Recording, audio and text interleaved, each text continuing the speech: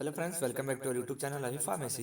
सो friend, आज की इस वीडियो में हम लोग फार्मास्यूटिकल जूरिस्प्रूडेंस के 23 इंपॉर्टेंट क्वेश्चन देखने वाले हैं, जो कि शॉर्ट टाइप क्वेश्चन आंसर होंगे, जिसको हमने यूनिट वाइज लिया हुआ है। सभी पांचों यूनिट्स हमने कुछ इंपॉर्टेंट क्वेश्चन सेलेक्ट किए हैं, जो कि प्रीवियस ईयर क्वेश्चन के बेसिस पे हैं, लास्ट के 3 to 4 ईयर्स क्वेश्चन पेपर्स के बेसिस पे।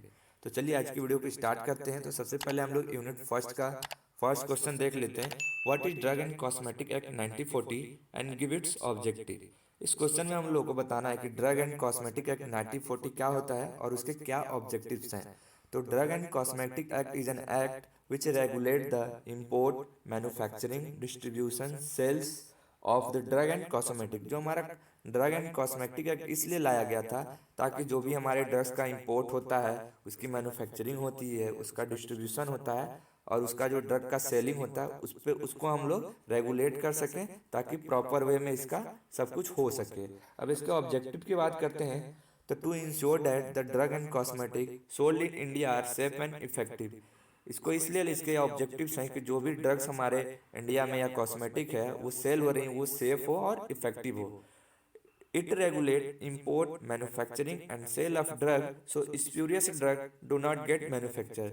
इसका सेकंड ऑब्जेक्टिव है कि जो भी ड्रग की मैन्युफैक्चरिंग हो रही है, उसका इंपोर्ट हो रहा है, उसका सेल हो रहा है, वो प्रॉपर वे में हो, जिसकी वजह से जो हमारी स्प्यूरियस ड्रग बनाई जाती हैं उस पर कंट्रोल किया जा सकता है, उस पर रोक लगाई जा सके।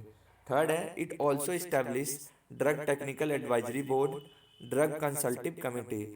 यहाँ पे जो हमारा ड्रग एंड कॉस्मेटिक एक्ट है, यहाँ पे कुछ कमिटी को भी इस्टेब्लिश किया था, जैसे हो गया ड्रग टेक्निकल एडवाइजरी बोर्ड को और ड्रग कंसल्टिव कमिटी को भी। नेक्स्ट क्वेश्चन की बात करते हैं, जो कि कुछ हमारे इंपॉर्टेंट डेफिनेशन होने वाली है, जो कि काफ़ी ज़्यादा पूछी जाती है। तो जिसमें फर्स्ट है मिस ब्रांडेड ड्रग।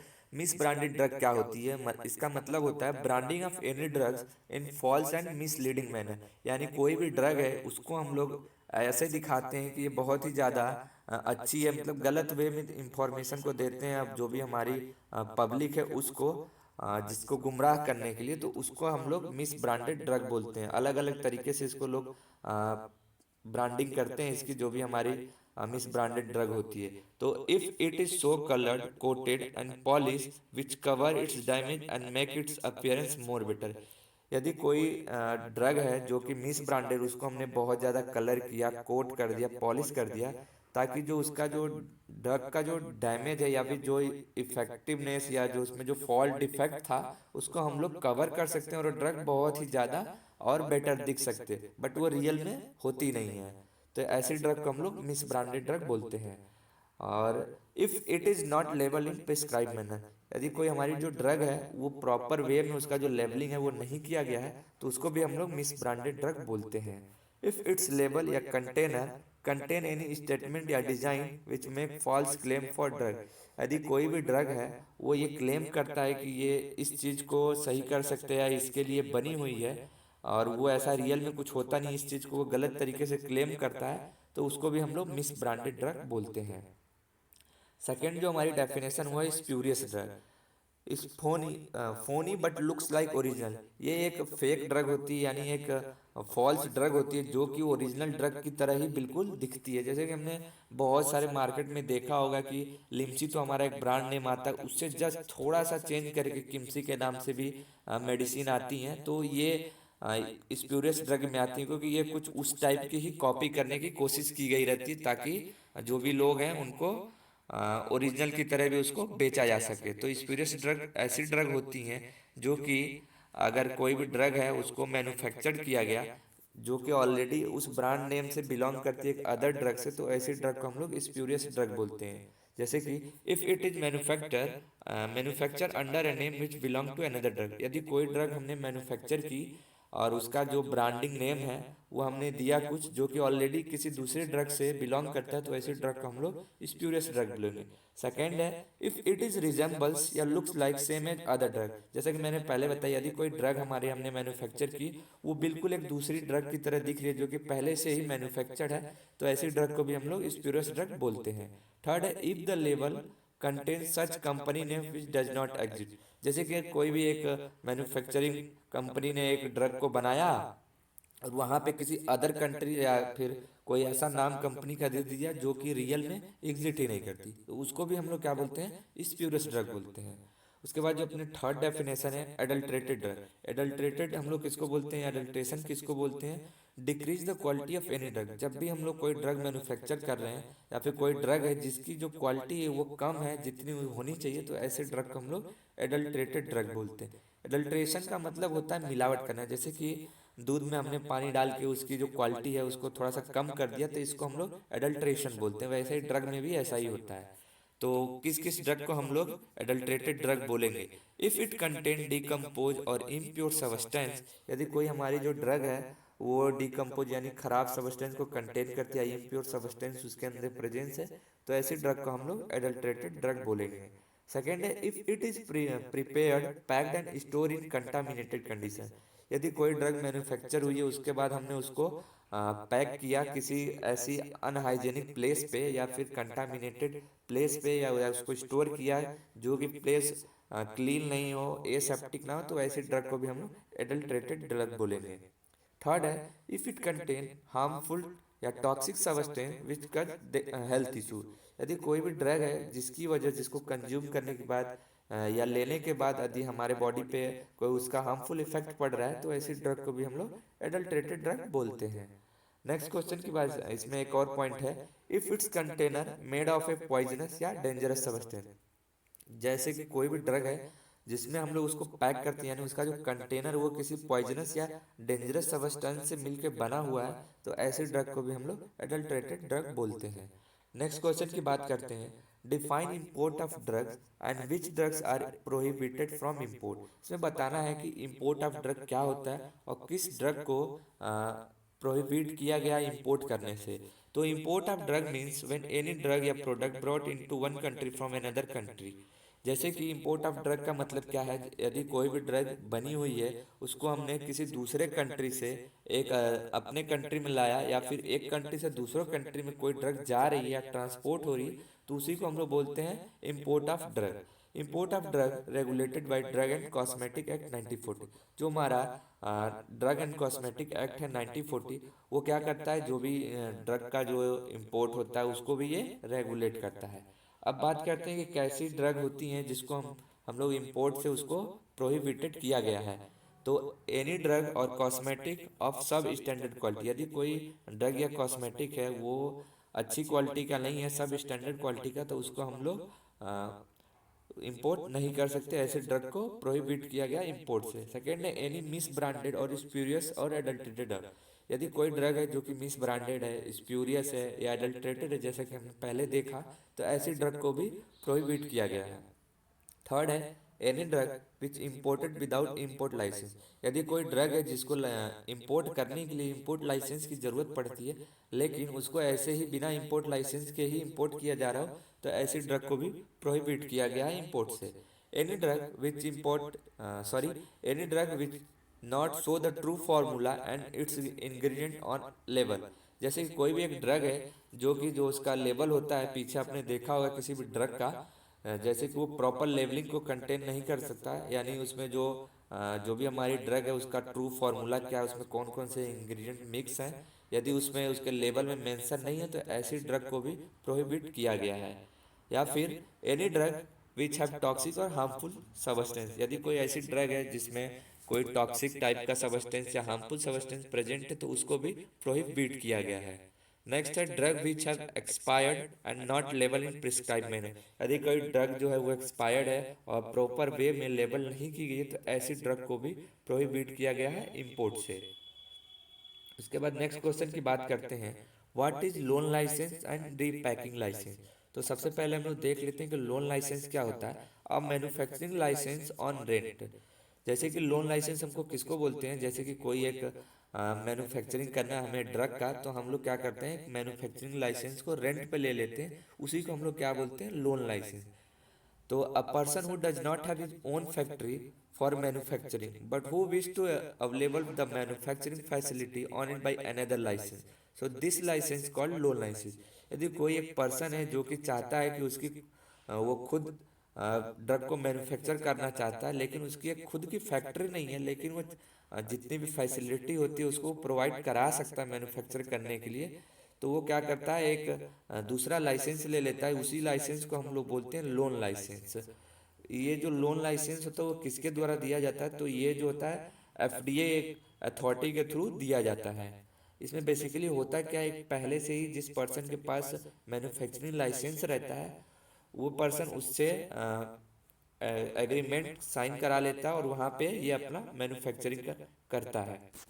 उसके बाद देख लेते हैं रीपैकिंग लाइसेंस क्या होता है। तो री का मतलब होता है किसी भी चीज को फिर से करना, यानी री मीन्स अगेन और पैकिंग मीन्स किसी भी चीज को पैक करना। तो a licence for repacking of bulk drug into small container. तो जो भी हमारी जो बड़ी बहुत सी कंपनियां होती हैं वो क्या करती हैं, कोई भी ड्रग को बनाती हैं उसको वो बल्क में बनाती हैं, एक बड़े से कंटेनर में उसको फिल करके वो क्या करती हैं, जितने भी छोटी छोटी कंपनियां होती हैं जैसे कि जो रीपैकिंग का लाइसेंस ली हुई होती हैं उनको ये ट्रांसफ़र करती हैं। तो ये जो छोटी कंपनियां क्या होती हैं वो बड़े से कंटेनर में से जो भी ड्रग है उसको एक छोटे छोटे कंटेनर में फिल कर देती हैं।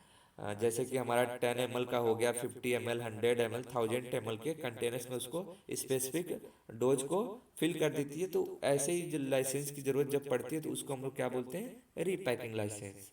नेक्स्ट क्वेश्चन की बात करते हैं जो कि अब हम लोग यूनिट 2 से देख रहे हैं।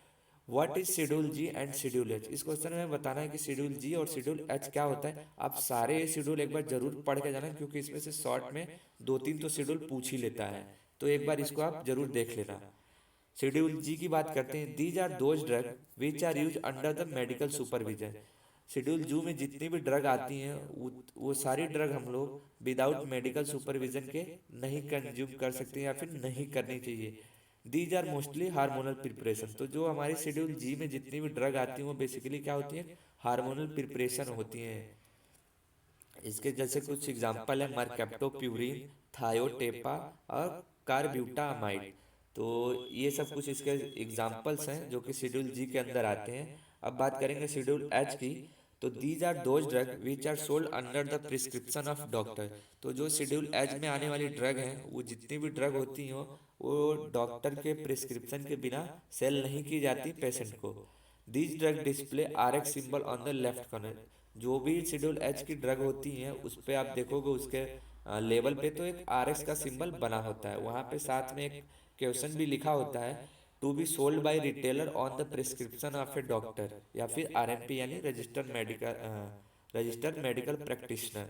तो इसके कुछ एग्जांपल हैं जैसे कि हमारा अल्बेंडाजोल हो गया, अल्प्राजोलम। तो ये जो भी ड्रग है ये शेड्यूल एच के अंदर आती हैं। नेक्स्ट क्वेश्चन की बात करते हैं। Write in brief about schedule M and GMP guidelines. इस क्वेश्चन में हम लोग को बताना है शेड्यूल एम के बारे में और साथ ही साथ जो जीएमपी गाइडलाइंस है उसके बारे में। तो schedule M deals with the GMP यानी good manufacturing practices and requirement for the plant.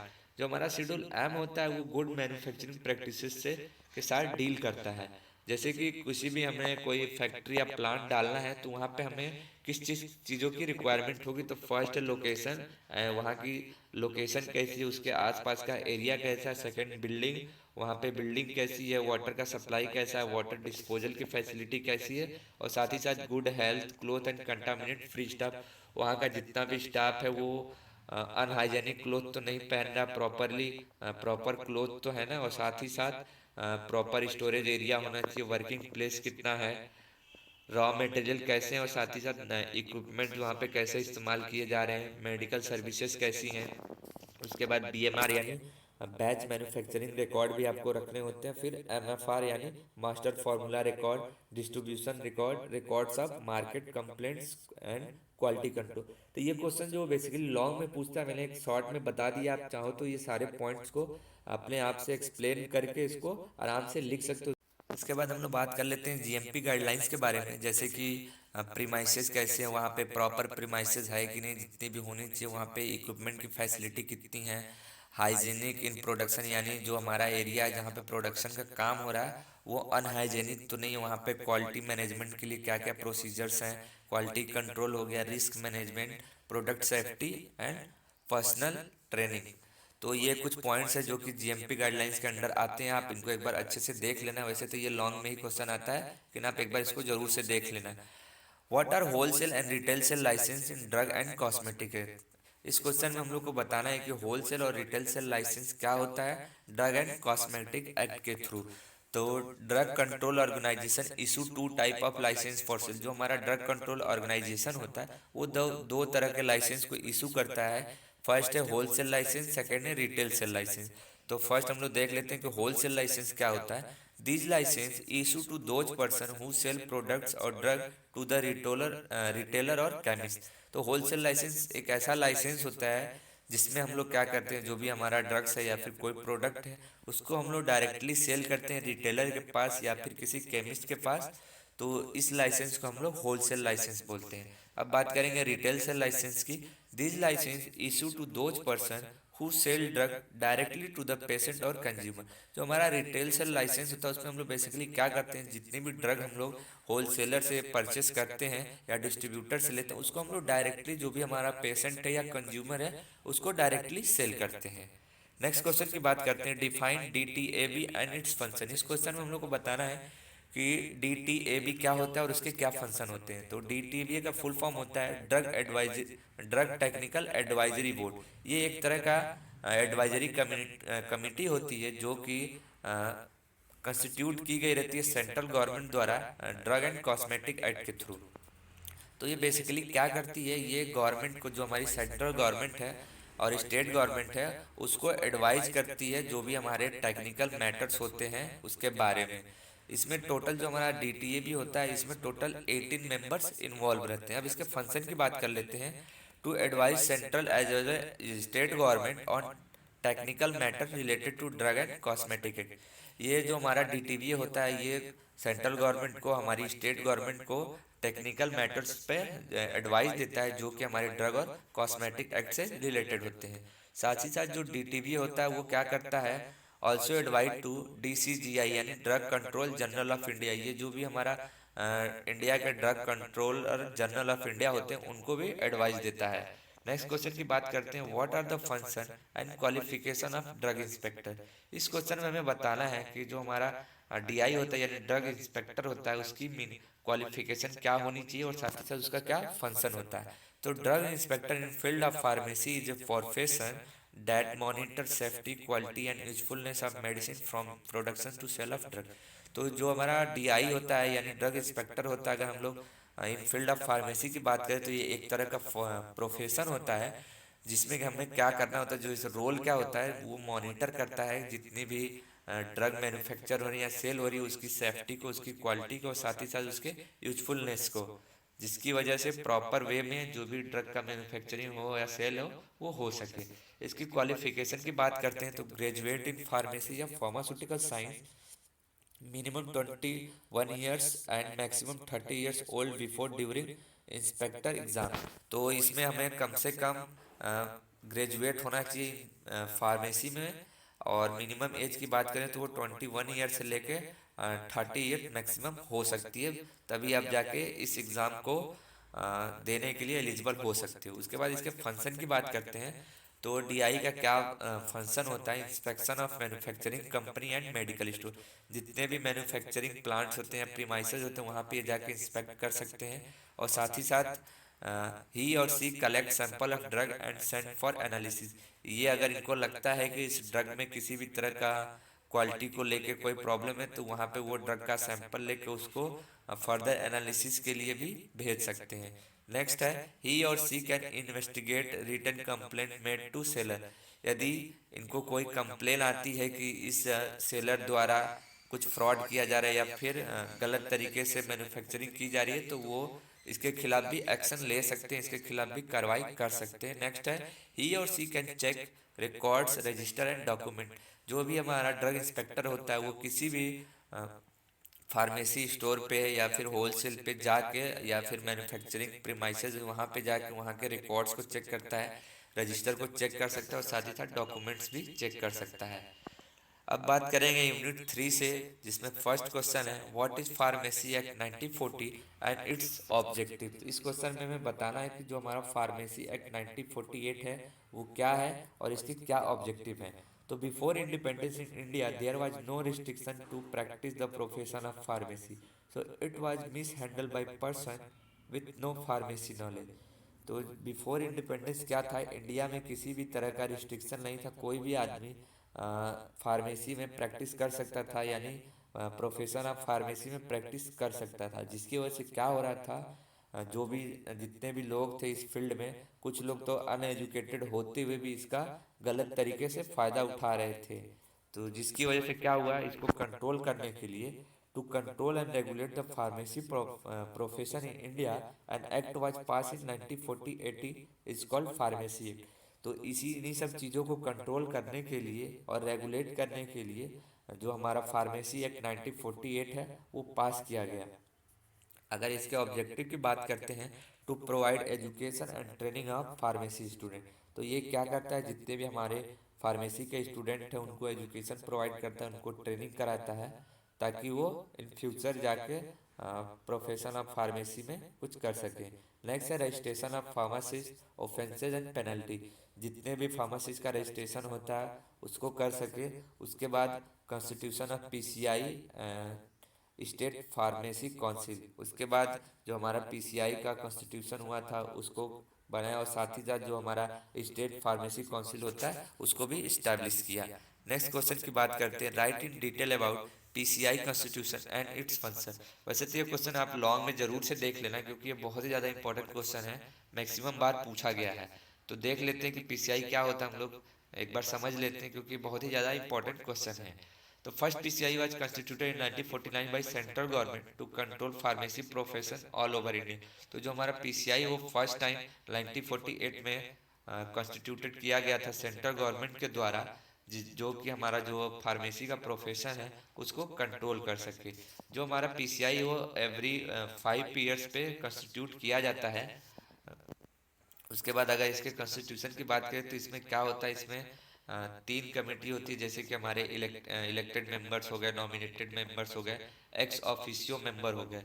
एक एक करके हम लोग इन तीनों को देख लेते हैं। तो जो इलेक्टेड मेंबर्स में क्या होता है, 6 members are elected by university grant commission from the teaching profession.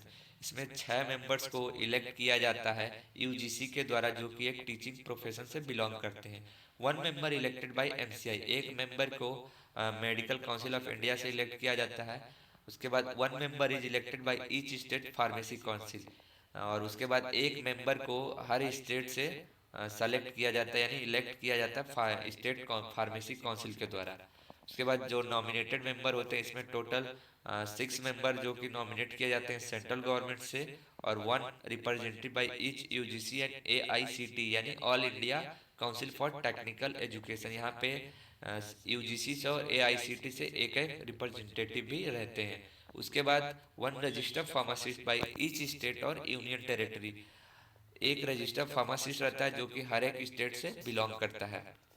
Third है ex officio member, the director general of health services इस एक्स ऑफिशियो मेंबर में आते हैं। उसके बाद the director of central drug laboratory, जो भी हमारी ड्रग लेबोरेटरी है उसके जो डायरेक्टर हैं वो हो गए। उसके बाद the drug controller of India, जो इंडिया के ड्रग कंट्रोलर हैं वो हो गए। उसके बाद इसके कुछ और पॉइंट्स है, जैसे कि मैंने लिखा हुआ है president and vice president of PCI. इन्हीं सभी मेंबर में से एक प्रेसिडेंट को सेलेक्ट किया जाता है और एक वाइस प्रेसिडेंट को सेलेक्ट किया जाता है, जो कि पीसीआई के प्रेसिडेंट एंड वाइस प्रेसिडेंट होंगे। उसके बाद 5 members are also elected by central council from among its member, 5 और मेंबर्स को भी सेलेक्ट किया जाता है जो कि इन्हीं में से होते हैं। फिर एक रजिस्ट्रार की भी जरूरत पड़ती है। अब इसके फंक्शन की बात कर लेते हैं। Regulation of pharmacy education required for pharmacist, ये जितने भी हमारी फार्मेसी की एजुकेशन है इसको रेगुलेट करने का काम पीसीआई का होता है।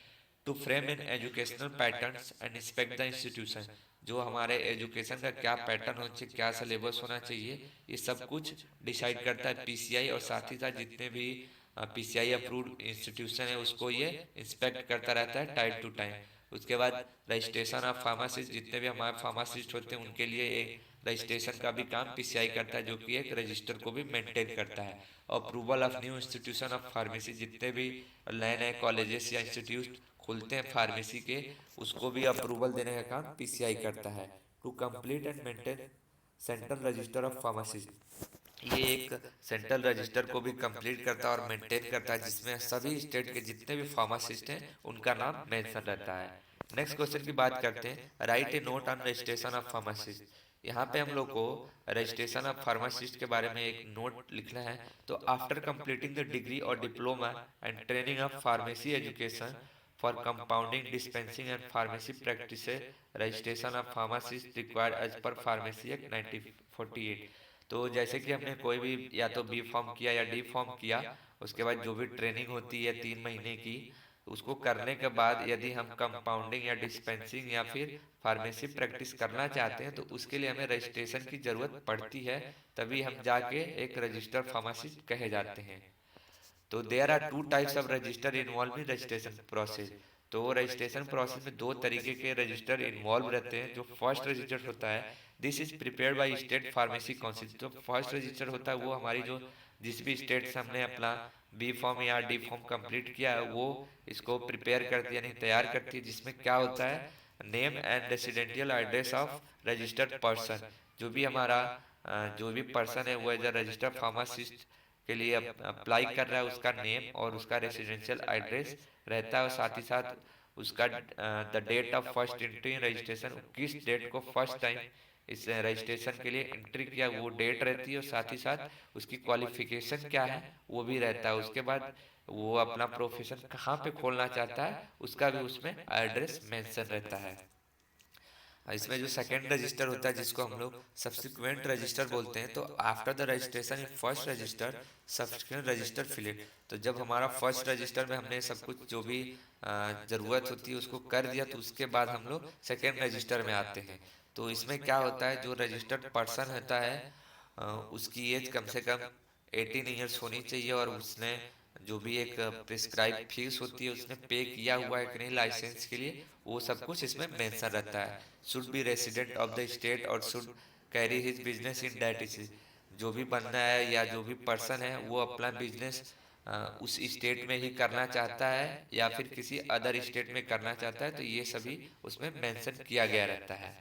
नेक्स्ट क्वेश्चन की बात करते हैं, what is medicinal and toilet preparation act and it's objectives. में बताना है कि toilet preparation and medicinal preparation act क्यों लाया गया था और इसकी क्या ऑब्जेक्टिव है। तो it means any drug which use to improve और detoxifying body skin hair etcetera. तो जो भी हमारे कोई भी ड्रग है या प्रोडक्ट है उसको हम लोग यूज करते हैं अपना जो भी बॉडी का स्किन है या हेयर है उसके अपीयरेंस को इन्हांस करने के लिए, तो ऐसे प्रोडक्ट को हम लोग टॉयलेट प्रिपरेशन बोलते हैं। काफ़ी हट के इसकी डेफिनेशन है, तो आप इसको अच्छे से समझ लेना। जैसे कि एग्जांपल हमारा हो गया परफ्यूम, डिओडोरेंट्स, तो ये कुछ जो एग्जांपल है टॉयलेट प्रिपरेशन के हैं। Medicinal and Toilet Preparation Act was passed in 1955 to control the misuse of alcohol and to collect tax and excise duties on medicinal and toilet preparation। तो जो हमारा medicinal and toilet preparation act होता है वो हुआ था वो 1955 में पास किया गया था। तो किस लिए इसको पास किया गया था, to control the misuse of alcohol and to collect taxes. यानी जो भी इसके पहले क्या हो रहा था, लोग जब ये एक्ट नहीं आया था उससे पहले लोग अल्कोहल का मिस यूज कर रहे थे, तो उसी को कंट्रोल करने के लिए इस एक्ट को लाया गया था ताकि जो अल्कोहल का मिस यूज है उसको रोका जा सके और साथ ही साथ इस पे टैक्स भी कलेक्ट किया जा सके। इसके कुछ ऑब्जेक्टिव्स हम लोग देख लेते हैं। To control misuse of alcohol in beverage, यानी जो कल अल्कोहल का मिस यूज हो रहा था बेवरेजेस में उसको कंट्रोल करना।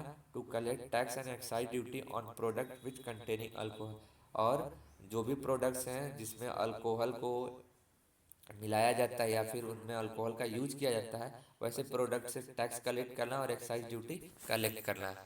नेक्स्ट क्वेश्चन की बात करते हैं, define narcotic drugs with example. तो नारकोटिक्स मीन्स एक ऐसा वर्ड होता है जो कि ग्रीक वर्ड से आया नार्क, उसका मतलब होता है टू मेक नम, यानी किसी भी पर्सन को या फिर कोई इंसान है उसको दिमाग को ये क्या करता है, शांत कर देता है। तो narcotic are those drug which act on the CNS and reduces pain, alter mood and behaviour and induce sleep. तो नारकोटिक ड्रग ऐसी ड्रग होती है जो कि हमारे सीएनएस पे काम करती है और वो क्या करती है, हमारा जो बॉडी में पेन या कहीं पे भी पेन हो रहा है उसको ये कम कर देती है और साथ ही साथ हमारे मूड को भी चेंज कर देती है, बिहेवियर को चेंज कर देती है, और जिसकी वजह से हमें नींद भी आती है। जिसके कुछ एग्जाम्पल्स हैं मॉर्फिन, कोडीन, हीरोइन, फेनेटिलीन और डाईहाइड्रोकोडीन। तो ये कुछ नारकोटिक ड्रग्स के एग्जाम्पल हैं, इसको भी आप जरूर से देख लेना।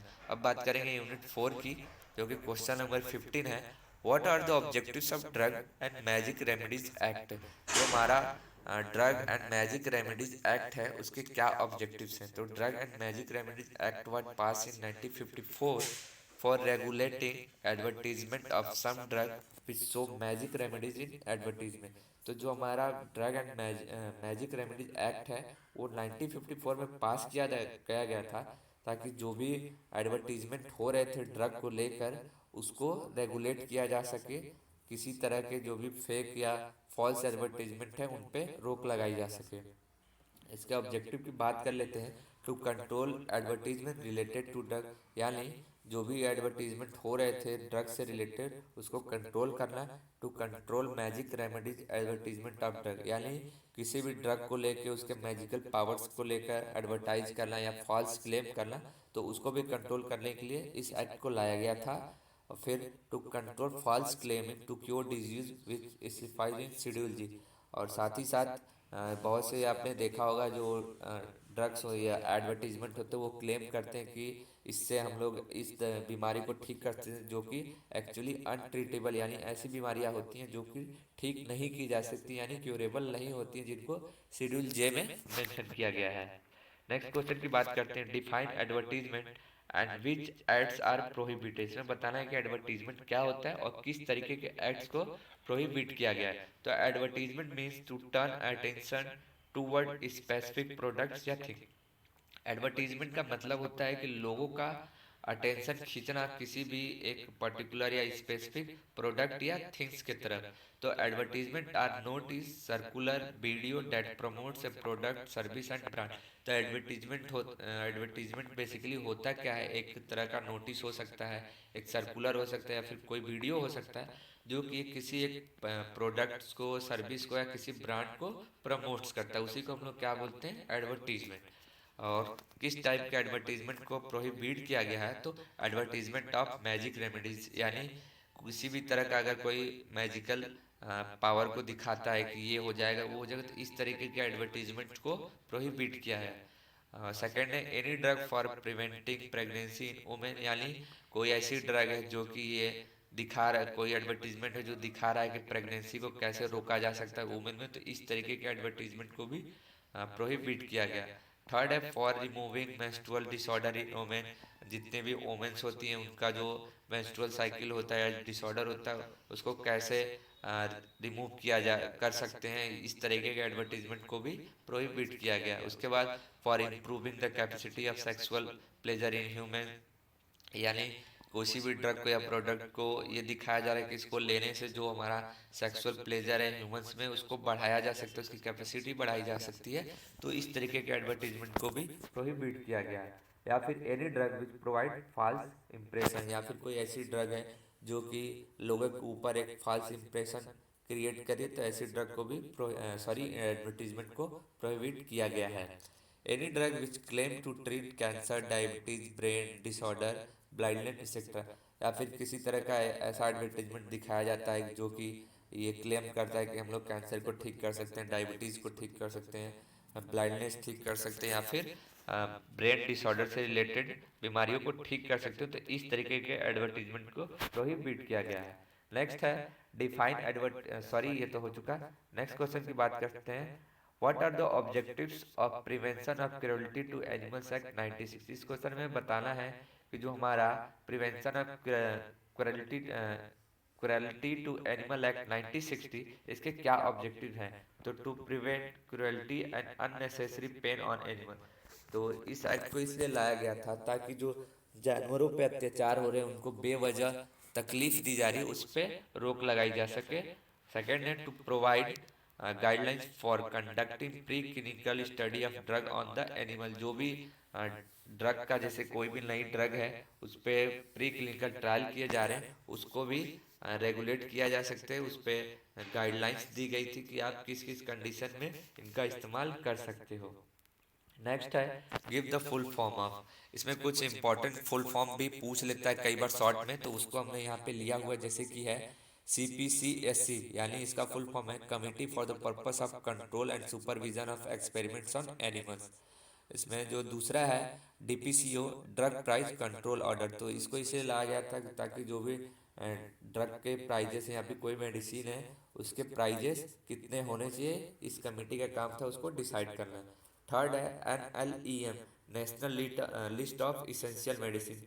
जो भी हमारे अलग अलग कंट्री होती है वो क्या करती हैं, एक इसेंशियल ड्रग की या इसेंशियल मेडिसिन की लिस्ट को हर एक फिक्स ईयर पे क्या करती है, पब्लिश करती है। ये वैसी ड्रग होती हैं जो कि आपको नॉर्मली हर जगह देखने को मिल जाएंगी और एक सफिशिएंट क्वांटिटी में भी मिल जाती हैं। ऐसी ड्रग को हम लोग इसेंशियल ड्रग बोलते हैं या फिर एसेंशियल मेडिसिन बोलते हैं। फोर्थ है IAEC, institute animal ethical committee. ये कुछ चार फुल फॉर्म है जो कि पूछे जाते हैं कई बार शॉर्ट में क्वेश्चन आंसर में, तो आप इसको भी एक बार जरूर से देख लेना। अब बात करेंगे यूनिट 5 की, जो कि हमारा क्वेश्चन नंबर 19 है। Define pharmaceutical legislation and define हाथी कमेटी। इसमें बताना है कि फार्मास्यूटिकल लेजिस्लेशन क्या होता है और हाथी कमेटी क्या होती है। तो फार्मास्यूटिकल से आप समझ सकते हो कि यहाँ पे ड्रग से रिलेटेड बात हो रही है या फिर फार्मेसी से रिलेटेड बात हो रही है। और legislation means rules and laws. तो pharmaceutical legislation are the regulation and control of drug which ensure the quality, efficacy and testing of drug. तो जो हमारा फार्मास्यूटिकल लेजिस्लेशन है इसका क्या काम होता है, ये क्या करता है, जो भी ड्रग्स हैं उसकी क्वालिटी, इफिकेसी और टेस्टिंग, जो टेस्ट होते हैं अलग अलग ड्रग के, उसको कंट्रोल करना, रेगुलेट करना। तो this regulation work as a backbone of our health care system. तो ये जो हमारा जो हेल्थ केयर सिस्टम है उसमें एज अ बैकबोन की तरह काम करता है।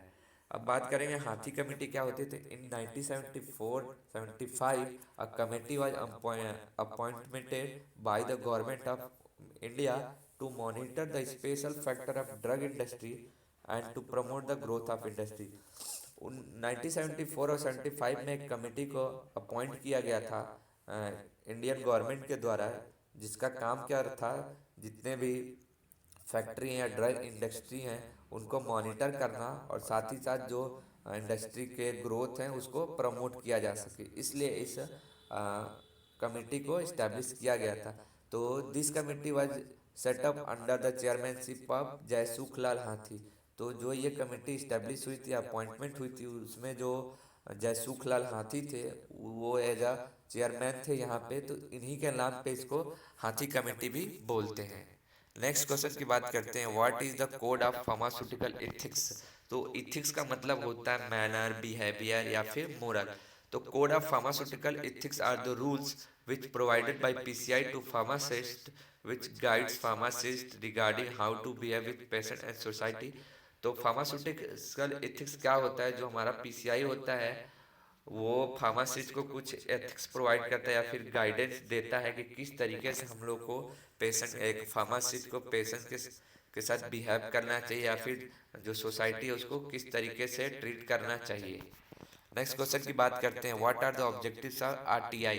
यहाँ पे RTI का मतलब होता है राइट टू इंफॉर्मेशन। इस क्वेश्चन में बताना है कि RTI के क्या ऑब्जेक्टिव्स थे। तो right of Indian citizen to ask any question from the government. तो RTI के थ्रू जितने भी हमारे इंडियन सिटीजन्स हैं या पर्सन हैं उनको ये राइट मिलता है कि वो गवर्नमेंट से कोई भी क्वेश्चन पूछ सकते हैं।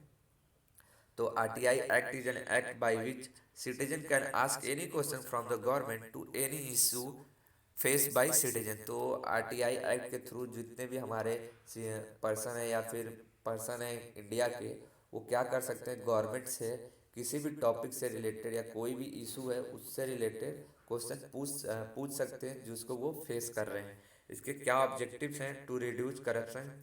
का इससे क्या होता है, जो हमारा करप्शन है उसको रिड्यूस किया जा सकता है।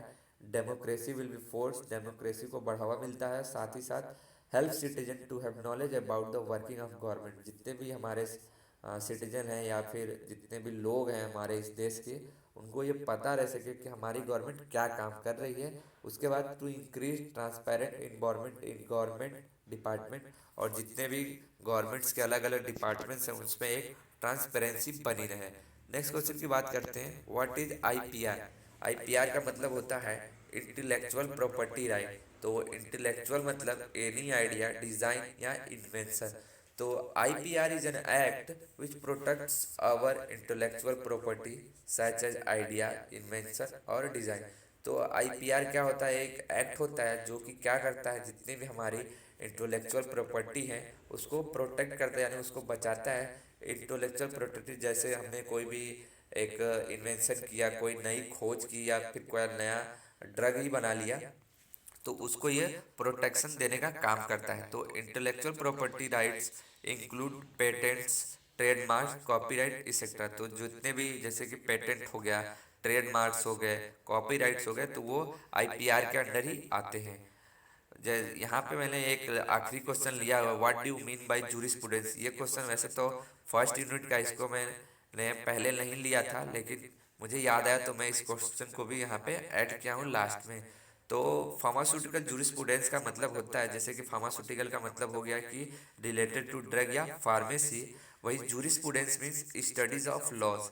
तो यहाँ पे हम लोग ऐसे लॉज या जो भी रूल्स हैं उसको पढ़ते हैं, जो कि हमारे किसी भी फार्मेसी से रिलेटेड होते हैं। क्या क्या लॉज हैं, क्या क्या रूल्स हैं, रेगुलेशन हैं, उन्हीं की स्टडी को ही हम लोग क्या बोलते हैं, जूरिस्प्रूडेंस। तो ये भी काफ़ी ज़्यादा इंपॉर्टेंट क्वेश्चन है, ये भी कई बार पूछा है। तो आई होप सो आपको समझ में आ गया होगा कि किस टाइप के क्वेश्चन पूछे गए हैं। काफ़ी इंपॉर्टेंट क्वेश्चन है क्योंकि ये प्रीवियस ईयर में पूछे जा चुके हैं। तो आप एग्जाम से पहले इन सारे क्वेश्चन को जरूर से एक बार देख के जाना।